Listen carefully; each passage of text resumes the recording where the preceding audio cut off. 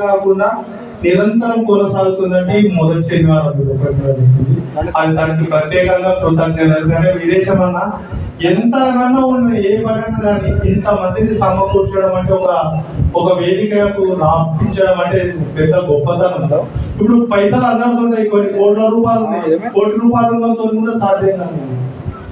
ఎందుకంటే భగవన్నామ సంకీర్తన చేపించడానికి కోటి రూపాయలు ఉన్నవాడు కూడా వాడు ఇంకొక కోటి తయారు చేయడానికి చూస్తారు, కానీ మనసులను కలుపునీగా చూడలేదు. ఎందుకంటే కోట్లున్నా కూడా సంతోషం లేని ఒక భగవన్నామ సంకీర్తన.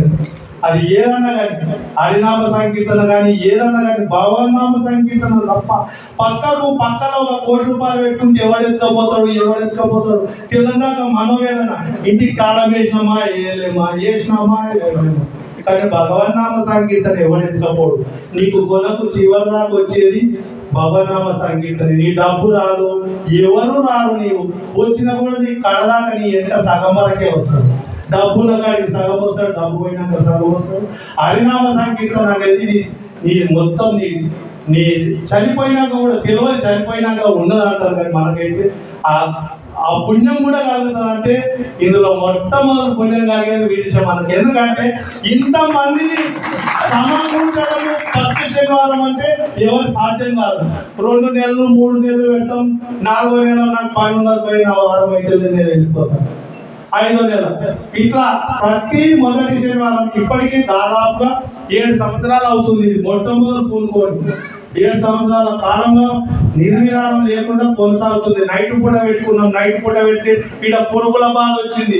పురుగుల బాధ వస్తే అరే ఇలా చాలా ప్రాబ్లం అయింది. నైట్లలో కూడా చేస్తే మొదలు 2వ శనివారం నైట్లలో చేసినాం.